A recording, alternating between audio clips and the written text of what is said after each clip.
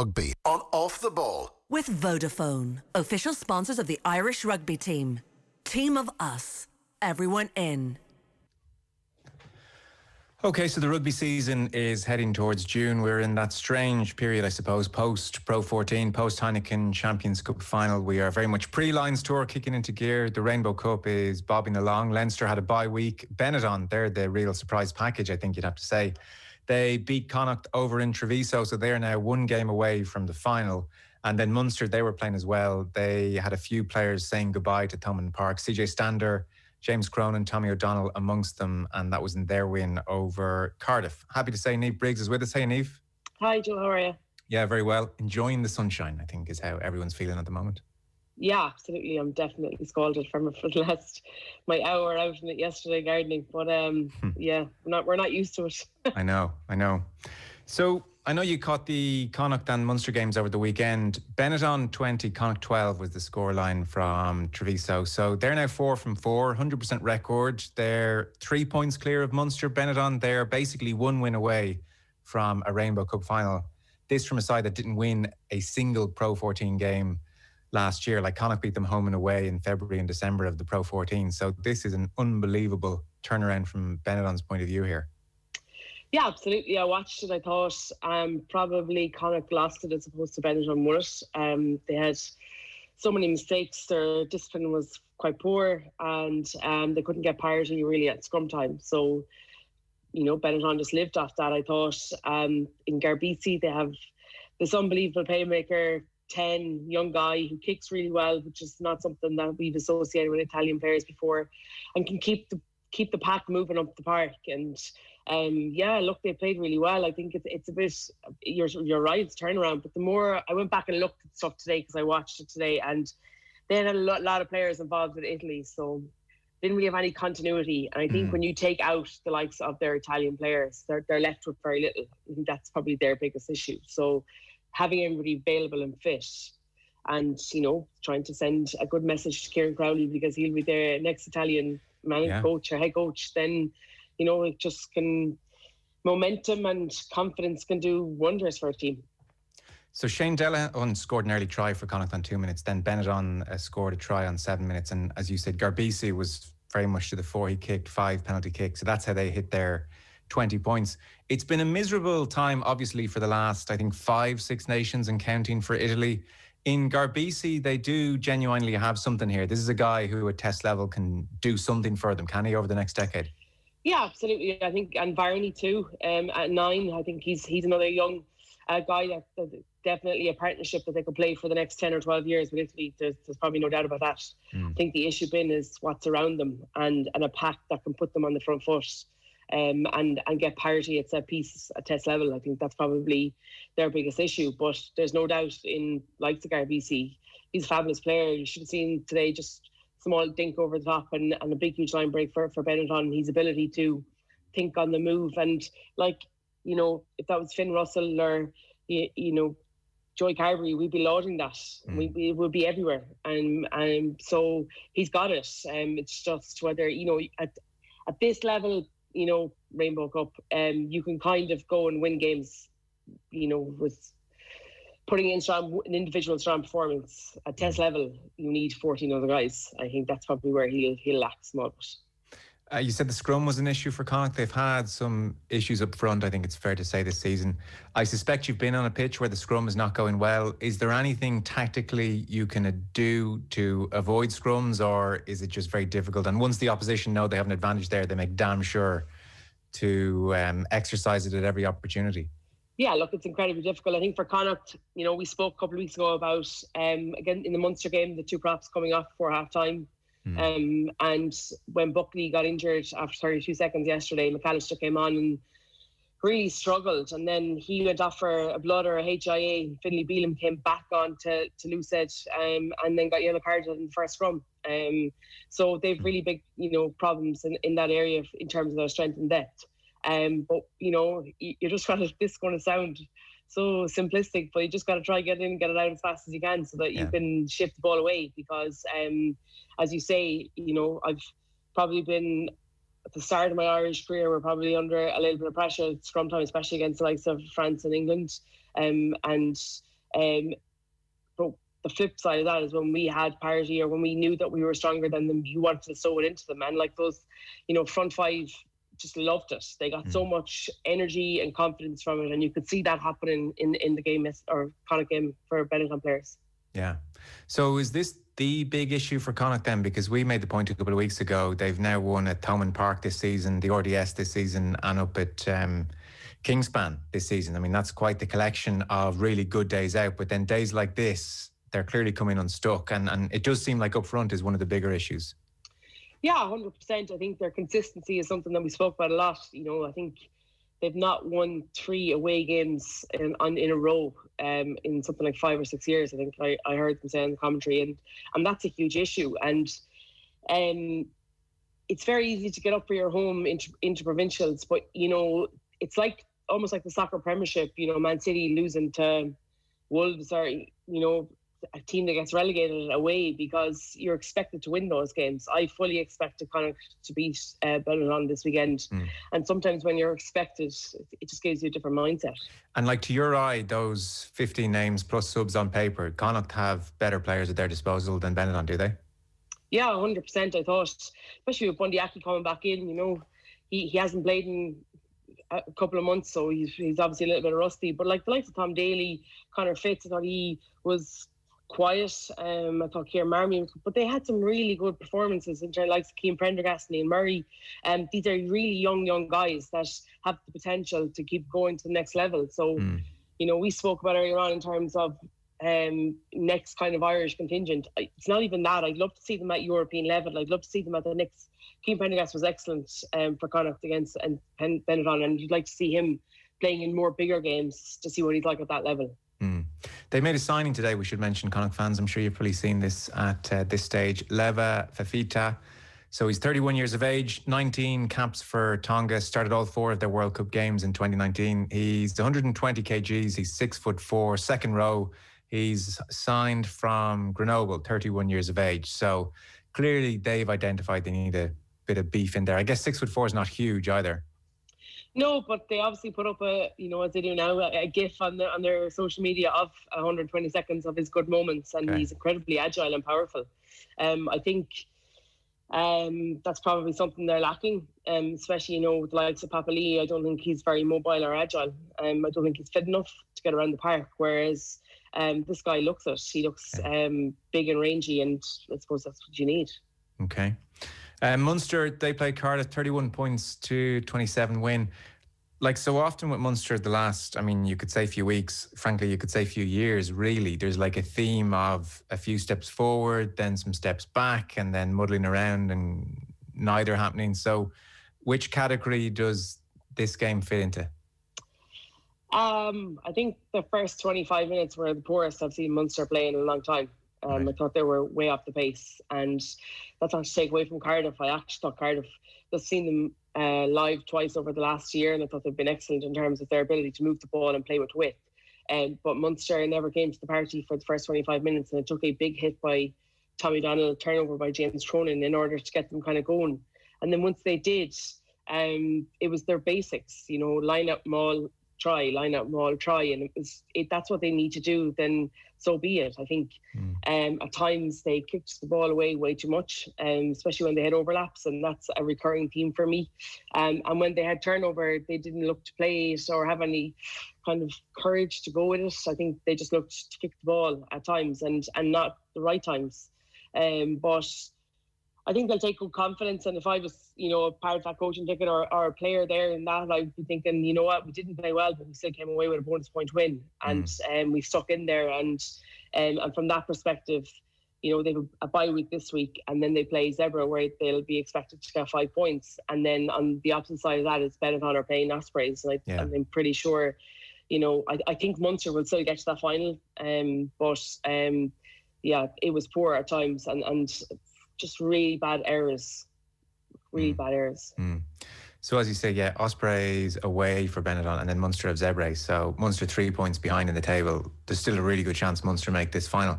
Like if you and just watching it as a neutral, the Cardiff tries, the 2 Tomas Williams tries, like cutting Munster open, really exciting rugby. The other try was a great line.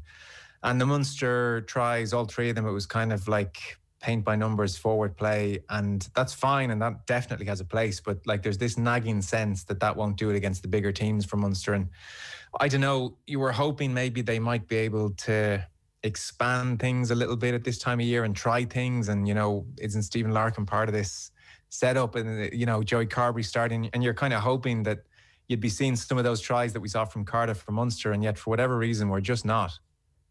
No, and it's incredibly frustrating because I was commenting on it for our local radio here, and you don't want to be mean or harsh, but there are times when you're trying to find some positive in it, and there were times the other day that were incredibly frustrating watching it, and numbers and overlaps. I think if I'm attacking Munster, you're looking to attack in around that 13 channel. I think Damon Delandes, as good a player as he is, obviously a World Cup winner, he gets caught real narrow. And there's always space there, and that's exactly where Cardiff exploited, Leinster exploited in the Pro 14. They just don't have ability to push quick enough. And I don't know, you know, from an attack perspective, we didn't see anything at all. They never fired a shot as such. We never looked to bring in, like, I think Shane Daly's an unbelievable player. I think he's ridiculously talented. We haven't seen enough. So I feel like I'm preaching to people that are like, well, he doesn't really do much because, you know, he's been playing all season. He doesn't do much because he hasn't got a huge amount of ball into his hands. I think that's incredibly frustrating. For him, I'd say, the likes of Keith Earls, Conway, Calvin Nash, they're really good, you know, wingers, back three players, but they just don't look to exploit opposition teams with ball in hand. It just seems to be ball in air and just keep, you know, and a very stop-start kind of game. They look to get parity at set piece. They look to kind of put pressure on the opposition through territory, and it just doesn't happen. Then they're under pressure themselves. So, look, it was definitely disappointing at times, and I don't think we don't see the best of Joey because they kick a lot. Craig Casey box kicks, Conor Murray box kicks, and I think that takes away a bit from his game and his ability to attack space, and then you're looking for him to attack off turnover, which, you know, at this level is a really difficult thing to do. Like, if we're being brutally honest, that's a very similar conversation to the one we might have had about Munster at the start of the season. If you were to list out areas you'd love them to improve. Yeah, hugely. I think, and at times we've seen it at very random times, and you're thinking, oh my God, you turn off television or you get back into the car, you're thinking, oh my God, yes, we've done it. And then the following week, as you say, a step forward, two steps back. And look, if that's the type of style that they want to play, then that's fine, but then they have to get better at it. They're neither here nor there for me. They don't show, they need to have better intensity in defence in terms of their line speed, to put pressure in order to force the opposition into making mistakes. I don't think they do that enough. And then likewise, their kicking game has to be better than, if that's, you know what I mean? I thought at times Craig Casey's box kicking was either too long or, you know, a couple out in the full. I thought Joey Carberry didn't kick exceptionally well. Mike Haley didn't kick exceptionally well. And so they're in kind of neither land, if that makes any sense. I don't even know if that's a proper word, but it's frustrating to watch. It's kind of like they're aspiring to play this more expansive brand of rugby, and when it's not quite happening, they fall back on playing a not great version of the more reductive style. Yeah, but, you know, at times when they try to do it, they've looked good, and a lot of supporters and I'm sure the players themselves would have felt like, okay, we're nearly there. Like, in order for them to improve that style and that expansive, that ability to play with ball in hand, to have that confidence at that pressure kind of cold face of the line of defence to make that pass, well, you're going to have to go out and lose a few games and put yourself under that kind of pressure, because it's very hard to replicate it in training. The issue being is that they'll try it, might not get the result they want, and then revert back, as opposed to saying, okay, look, we're going to stick with it, and you know, we'll eventually get better. They just don't seem to do that, and yeah, it's just a bit frustrating. Okay, well, we'll see how they get on. So they have one game to go, and that's against Zebre, so you'd give them a good chance there, and then they're hoping Benetton lose, and then you get to see Munster in a final, and maybe they win that, and suddenly everyone feels a whole lot better about the thing. What's the word on Larkin? Because there was some interest in him from somewhere down Australia, I think. The Waratahs, I think. Yeah, that was it. Yeah. And has that gone quiet? I haven't heard much since. Is there rumblings? Are people wondering, like, is this coaching ticket going to be there in the same form next year, or do we know? We don't know, but I'm sure it will. I think they have the likes of Graham Roundtree and Steve Larkham JP Frere, they all have very good attributes. It's whether they can manage to marry it all together. Yeah. I think at times we've seen, to be fair to Munster, their set piece has been excellent the majority of times. So their scrum and line has been excellent. So Graham, and their maul. So Graham Roundtree has taken huge kudos for that. I think at times we've seen little snippets of the fire and the electricity that Steve Larkin can give players, but I think the issue been is that we don't see it enough. And if you're looking to gain parity up front and to play the type of expansive game that you want, then you need to have your forwards getting over the gain line. So you need to talk about their footwork and contact and their ability to generate quick ball. I think at times Munster become very static. They depend on big ball carriers like a CJ or Gavin Coombs that can stand and start and be able to propel themselves 5 or 6 meters past the gain line. They're but that's not something that you can live on, because you can just mark the two players out and then we don't have enough players that can get over the gain line, if that makes any sense. So they need to come up with some sort of way, pattern, structure. I'm not sure what it is, in terms of being able to get over the gain line so that they can play that kind of Jewy that we like to see. Yeah. In terms of any younger players coming through, like one of the criticisms I've heard of Munster is they're less inclined to give younger players the minutes that they might get at Leinster, for instance. What's the talent like coming through, and in terms of their development, have they been given minutes over the last couple of weeks? Yeah, look, it's very difficult. I think for a good chunk of those younger guys, the likes of Jack Crowley, Alice McKinnon, Conor Phillips, they were all off with the sevens the last few weeks. So they're going to try and qualify for Tokyo. So they've been away with the sevens. So they probably would have got game time, to be fair, over the last couple of weeks, but they've just been not available. Now, Jack Crowley was on the bench for the Cardiff game and came on a full back. And, that kind of surprised me a little bit, because he's another young guy. You want to see what he can bring, i.e. if Joey Carberry gets called up to Irish camp next year, you're left with Ben Healy and Jack Crowley. So then, you've got to see them in match situations. But rather than bring Joey back, they put Jack Crowley in at 15. So I was a bit disappointed, because I'd like to see him get a run at it. I think he was electric for the Irish in the 20s. But, obviously COVID and everything else after, we've not seen any of them, those young lads in Munster. But they've huge potential himself, like Thomas Ahern, obviously the 6'8" or 9" second row, came from playing club rugby at fullback and changed into second row at 17, 18. So he's only still developing. He's quite young. So he'll definitely, I've no doubt, play for Ireland. But, we've got to bide our time with him. It'll probably be the next World Cup cycle as opposed to this side of it. And, they do have good players. I think it's just, as you say, we don't see enough of them. And that's probably the most disappointing thing. And is your point on Crowley, don't throw him on at fullback, throw him on at 10, give him 20 minutes to see how we can see that game out at 10 kind of thing?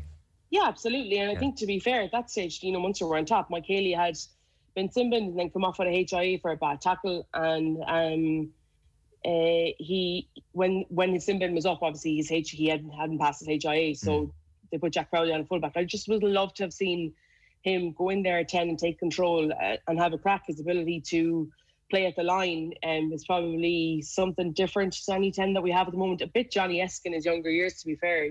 Johnny takes the line quite a bit.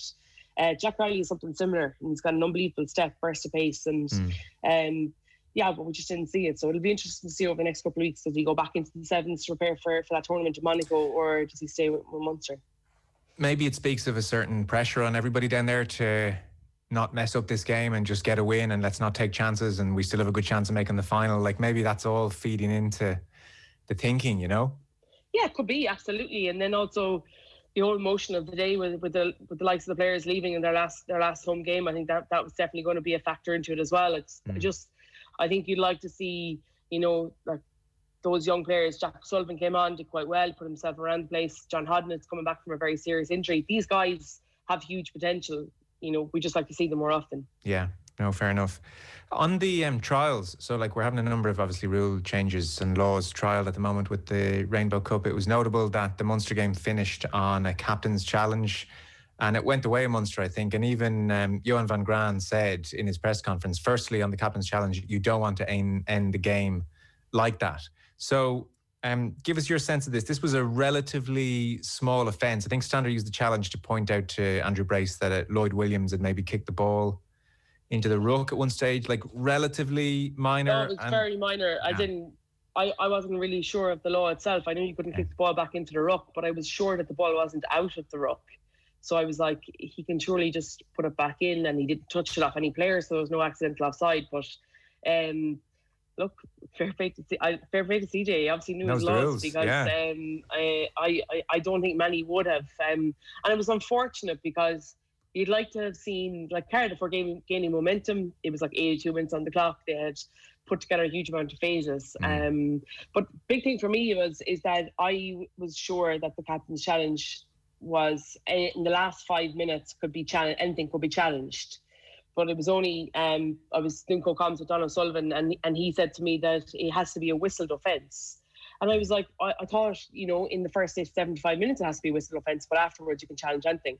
And sure enough, I got a WhatsApp this morning at about 8:30 of the law, and he's right, it was a whistled offence. So I'm not even sure CJ could have challenged it. Right.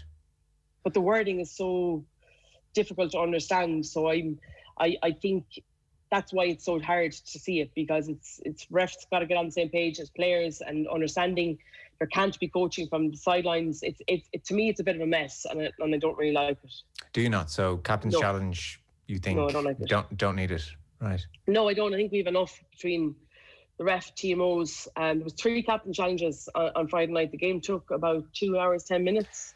Well, yeah, that is a thing. I mean, we were doing the Champions Cup final for Virgin the last day, and the first half was 52 minutes long.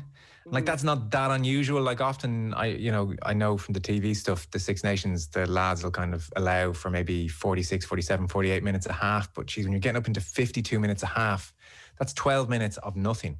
Yeah, it was really frustrating, and people were standing around, like, literally for a good chunk of that game. Players standing around, and so for me, no, I just don't like it, and I really hope it's and it's funny. I watch a lot of Southern Hemisphere rugby as well, and they don't seem to use it as much as we do here. Right. So a whole game or 2 games on a weekend could go by before somebody uses it. Whereas I think in every Rainbow Cup game I've seen, it's been used. Yeah, Ian Henderson certainly used it on the Henshaw tackle, and I think Luke McGrath tried to use it at the full-time whistle, and he was told no. Is there a degree maybe the culture here is like, Asher, look, it's a shot to nothing, use it, be waste not to use it almost, you chance your arm kind of thing? Yeah, maybe. Or is it the case that our officiating probably might be up to the standard that players are looking for? Yeah, the stop-start nature of rugby is, I think, increasingly with younger generations going to be something that they're going to have to look at, because even just watching at home sometimes, and it's so stop-start and your phone's there and your attention span is what it is, like, it can be really hard to get into the flow of a game. And I don't know, I think the TV companies maybe in the Southern Hemisphere do a better job of having like good montages and highlights to break that up, whereas I feel like when I'm watching too many Pro 14 games and the steam is coming off the scrum and they're standing around, I'm just watching the lads standing around for 2 minutes, and it's like, come on. Yeah, I know, because that was the same there when I was watching the Connacht match earlier on. There were so many resets. I looked up at one stage and I was like, oh, the game's back on. So and it's incredibly frustrating. You were on your phone. You picked up your phone. You got lost, and you're like, yeah, that's what happens. That's the way it goes. And it's funny. I don't know if you probably haven't, but in the English Women's Premiership, the games are 35 minutes since COVID. Right. And there's no scrums. As such, there are scrums, but it's not from a knock-on. From a knock-on, it's a free kick, so it just speeds the whole game up. Okay. And it's interesting to watch it, because the game is constant. I mean, I see where you're going with this. There's going to be a lot of forwards. It's never going to happen. Like, I'm going to get a lot of yeah. I know. Briggs abolish the scrum is now the headline of this piece. don't be there, but no, we won't. No. But there's got to be a way to try and speed it up, though. Like, just and it's hard because it takes a bit of time, and you've got to reset, and the referee wants to talk to the players, and on we go, and this stuff is part of it. But geez, I mean, when you're onto the second, third, fourth one, and it's not the most exciting match. I don't know. Is there an obvious solution there? So they're doing that in the Premiership because of COVID and trying to avoid people being too close together, kind of thing. Okay. Yeah, but I'd be interested to see if they keep it going from next year. Right, because it's just the game zips along, a bit more continuity kind of thing. Yeah. Okay, very interesting. Always great having you on. Thanks a mil. Niamh Briggs, Thanks, cheers. man. Thanks for having me. Monday Night Rugby on Off the Ball. With Vodafone, official sponsors of the Irish rugby team. Team of us. Everyone in.